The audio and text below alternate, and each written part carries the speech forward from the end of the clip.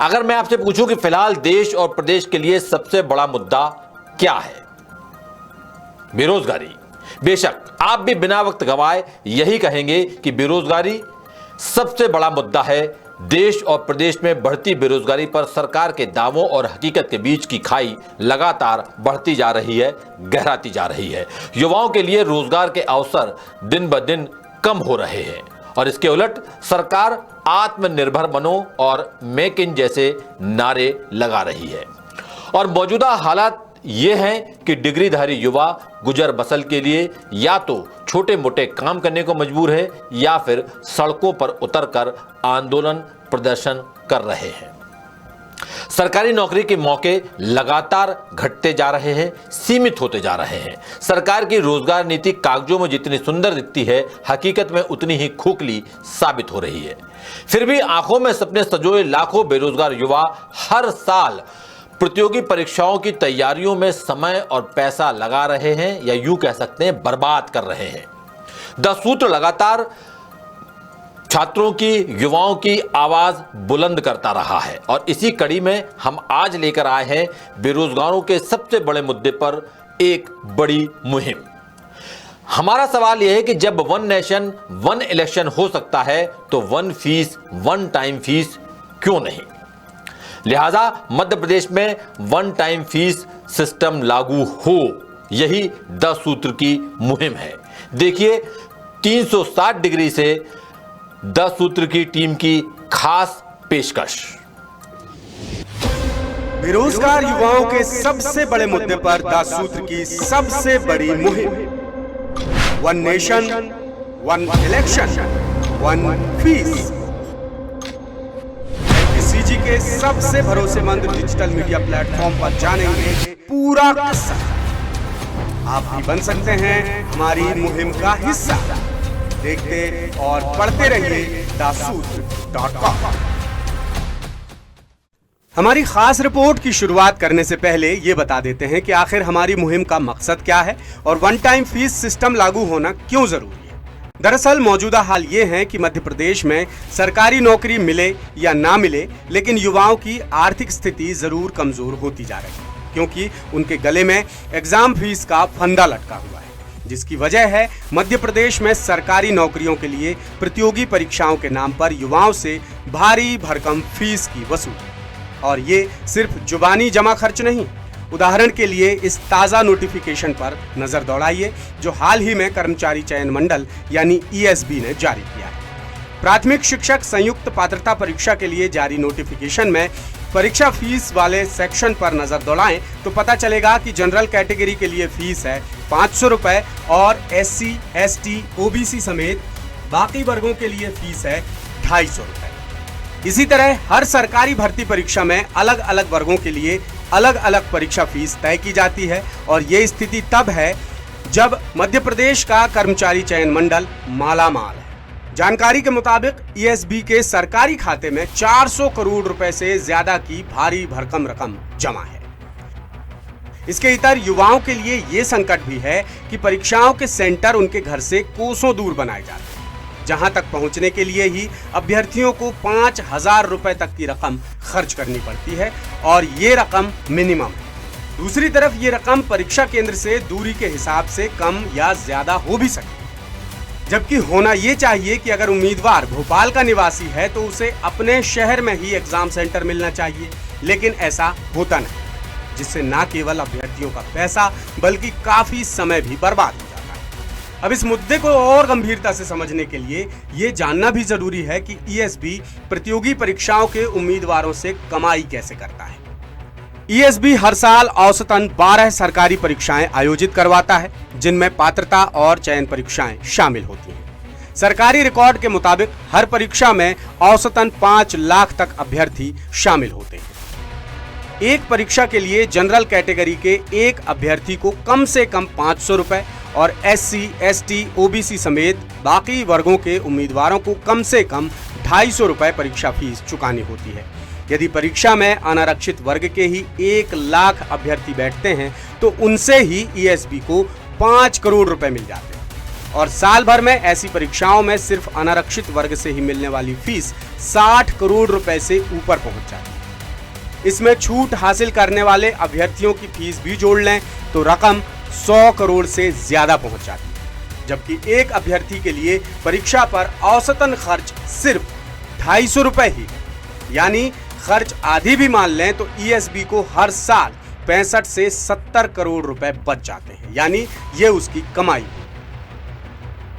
अब आपको साल दर साल आमदनी और खर्च का गणित समझाते हैं। आंकड़ों के हिसाब से ईएसबी ने परीक्षाओं की फीस से अपना खजाना भर लिया है। 2016-17 में ईएसबी को 145 करोड़ 45 लाख रुपए की आमदनी हुई थी, जिनमें से 90,95,000 रुपए खर्च किए गए। 2017-18 में 161 करोड़ 43 लाख की आमदनी और करीब 76 करोड़ रुपए खर्च हुए। 2018-19 में 72 करोड़ आमदनी और 53 करोड़ 26 लाख रुपए खर्च बताया गया। 2019-20 में 80 करोड़ 65 लाख रुपए आमदनी और 35 करोड़ 99 लाख रुपए खर्च हुए थे। इसी तरह 2020-21 में 103 करोड़ 36 लाख रुपए की आमदनी और 32 करोड़ 16 लाख रुपए खर्च हुए। इस तरह बीते 10 साल में सरकार को प्रतियोगी परीक्षाओं की फीस से ही 1000 करोड़ रुपए से ज्यादा की आमदनी हुई थी, जबकि खर्च का आंकड़ा करीब 500 करोड़ रुपए ही है। अब आपको बताते हैं कि उम्मीदवारों से फीस किस तरह ली जाती है। कुछ दिन पहले ही ईएसबी ने सब इंजीनियर वर्ग 3 का विज्ञापन निकाला था। एक उम्मीदवार की योग्यता यदि अलग अलग 2 पदों के लिए मान्य है तो उसे एक ही परीक्षा ना देकर अलग अलग पेपर देने पड़ेंगे। यदि उम्मीदवार अनारक्षित वर्ग का है तो प्रति पेपर कोड 500 रुपए और यदि आरक्षित वर्ग का है तो प्रति पेपर कोड 250 रुपए फीस देनी। ओबीसी वर्ग के एक अभ्यर्थी ने बताया कि वो 6 पेपर कोड के लिए योग्य था। उसने हाल ही में तकनीकी शिक्षा, कौशल विकास और रोजगार विभाग के ITI TO की परीक्षा के फॉर्म भरे थे और उसे हर पेपर कोड के लिए 250 रुपए की फीस चुकानी पड़ी। साथ ही 60 रुपए आवेदन शुल्क उसने अलग से जमा किया। ये तो हुई ईएसबी की बात। अब देख लेते हैं मध्य प्रदेश लोक सेवा आयोग यानी MPPSC और दूसरी परीक्षाओं के हाल। तो यहाँ भी युवाओं के गले में फीस का फंदा फंसा हुआ है। जबलपुर के आदित्य त्रिपाठी सरकार के रवैये से बेहद नाराज हैं। क्यों नाराज हैं, उन्हीं से सुनते हैं। मैं लगभग 2019 से तैयारी स्टार्ट कर दिया था। सबसे पहले मांग यही है कि जो एग्ज़ाम है वो एक फिक्स टाइम स्पैम में पूरे हों। हम MPPSC में देखते हैं ये चीज़ें नहीं हो पाती, कभी दिसंबर में हो रहा, कभी सितंबर में, कभी कुछ, कभी पोस्टपोन्ड। तो ये समस्या MPPSC में पिछले 7-8 साल से है। ये आपने बहुत अच्छी मांग उठाई। 800 किलोमीटर दूर सेंटर आ रहा है, लेकिन बहुत से लोग हैं जो जनरल कैटेगरी में भी होके उतने प्रिविलेज नहीं है, तो उनको ये ट्रैवलिंग का जो खर्चा है या वो वहाँ पे जाके अकोमोडेशन का, तो वो वहन नहीं कर पाते। और आदित्य जैसे लाखों युवा हैं जो सरकार से बेहद नाराज हैं, क्योंकि एक तो कोई परीक्षा समय पर नहीं होती, दूसरा वन टाइम फीस को लेकर कोई कदम नहीं उठाए जा रहे हैं, यानी इस तरफ सरकार का कोई ध्यान ही नहीं। युवाओं का कहना है कि परीक्षा की पहली सीढ़ी यानी तैयार करने में ही उनके हजारों रुपए खर्च हो जाते हैं, फिर पात्रता और चयन परीक्षा की फीस में भी अलग से पैसा खर्च करना पड़ता है। मध्य प्रदेश में सरकारी नौकरी मिले ना मिले, लेकिन छात्रों की जेब ढीली जरूर होती जा रही है। सरकार को अभी ये करना चाहिए, वन टाइम फीस छात्रवृत्ति के लिए लेनी चाहिए। अभी जो हाल में हो रहा है वो छात्रवृत्ति में नहीं हो रहा है, जबकि शासन हर एक अलग फॉर्म के लिए अलग अलग तरीके से फीस वसूली कर रही है। मैं पिछले 5 साल से तैयारी कर रहा हूँ MPPSC की, और लगातार मैं देख रहा हूँ कि PSC का इससे पहले अगर हम देखें कि जो शेड्यूल चलता था PSC का, वो लगभग ट्रैक पे नहीं था बिल्कुल भी। ये कहीं ना कहीं बच्चों के साथ अन्याय होता है। यानी मध्य प्रदेश में सरकारी नौकरी मिले या ना मिले, युवाओं की जेब जरूर ढीली हो जाती है। और ऐसा नहीं है कि ये सिर्फ नौकरी की तैयारी करने वाले युवाओं की ही पीड़ा है। भोपाल के सामाजिक कार्यकर्ता और शिक्षा से जुड़े डॉक्टर मेजर मनोज राजे भी परीक्षा फीस को लेकर गहरी चिंता जाहिर कर रहे हैं। 10 सूत्र की मुहिम को सपोर्ट करते हुए डॉक्टर मनोज ने सरकार को वन टाइम फीस की दिशा में ठोस कदम उठाने की मांग रखी है। शिक्षित बेरोजगार हैं और जब भी कोई नौकरी का विज्ञापन निकलता है तो ये उन अलग अलग नौकरियों के फॉर्म भरते हैं। ये जो तबका है जो नौकरी तलाश रहा होता है, इनमें ज्यादातर बच्चे जो हैं वो गरीब परिवारों के होते हैं और हर बार हर परीक्षा के लिए इन्हें कोई ना कोई फीस देना होती है। सरकार अगर चाहे तो इनके लिए कुछ ऐसी योजना लाए ताकि हर बार इन गरीब परिवार से आने वाले जो ये बेरोजगार बच्चे हैं और जो नौकरी करना चाहते हैं, इनसे बार बार फीस ना ली जाए, इनसे एक बार कुछ मिनिमल फीस ले ली जाए और सरकार इनको इनके अलग अलग एग्जाम देने में आर्थिक रूप से कुछ मदद कर सके। इधर रतलाम सिटी के पूर्व विधायक और वरिष्ठ कांग्रेस नेता पारस सकलेचा कह रहे हैं कि सरकार खुद ही कर्मचारी चयन मंडल यानी ईएसबी के मकसद को लेकर अवेयर नहीं है। ईएसबी बनाया ही इसलिए गया है ताकि सरकारी विभागों को अच्छे अधिकारी कर्मचारी मिल सके, लेकिन ईएसबी सही तरीके से परीक्षाएं ही आयोजित नहीं करवा पा रहा है। अच्छे अधिकारी कर्मचारी तैयार करना तो दूर की कौड़ी है। अब ये सामान्य प्रशासन विभाग के पास है, जो सामान्यतः मुख्यमंत्री के पास रहता है। लेकिन इस मंडल का उद्देश्य है कि एक अच्छे कर्मचारियों का चयन करके शासकीय विभागों को देना। ये बड़ा आश्चर्यजनक है कि यह मंडल एक व्यावसायिक परीक्षा मंडल जिस जमाने में था, तब से यह व्यावसायिक लूट मंडल बन गया और ये इसकी परंपरा चालू है। बेरोजगार विद्यार्थियों से इतनी भारी फीस 400 रुपए से लेके 1200 रुपए तक, पिछले 2008 से लेके 2023 तक 2 करोड़ 13 लाख विद्यार्थी परीक्षा में शामिल हुए और इस अवधि में 1266 करोड़ की फीस इन्होंने विद्यार्थियों से वसूली। 744 करोड़ का खर्चा हुआ। किसी भी परीक्षा के लिए, किसी भी विभाग के लिए अगर कर्मचारियों का चयन करना है तो खर्चा उस विभाग से लेना चाहिए, बेरोजगार से लेना तो एक तरह से सरकार का रंगदारी टैक्स है, लूट है, इसे बंद करना चाहिए। यानी वाकई सरकारी भर्ती परीक्षाएं कराने वाली अहम एजेंसीज के वर्किंग कल्चर में ही बड़ा झोल नजर आता है। बहरहाल अब आपको समझाते हैं कि किस तरह उम्मीदवारों का पैसा और वक्त बर्बाद होता है। मान लीजिए कि कोई अभ्यर्थी सागर का रहने वाला है और वो 10 साल से सरकारी भर्ती परीक्षा की तैयारी कर रहा है। 2014 में उसने किसी पात्रता परीक्षा के लिए 500 रुपए फीस जमा की। वो परीक्षा देने के लिए बस से एक दिन पहले सागर से भोपाल पहुंचा। उसके आने जाने में 800 रुपए और रहने खाने में 1500 रुपए खर्च हो गए। इस तरह उसने पात्रता परीक्षा के लिए कुल 2300 रुपए खर्च कर दिए। फिर किसी चयन परीक्षा के फॉर्म के लिए उसने 500 रुपए अलग से चुकाए। आने जाने रहने खाने में फिर उसने 2300 रुपए खर्च कर दिए।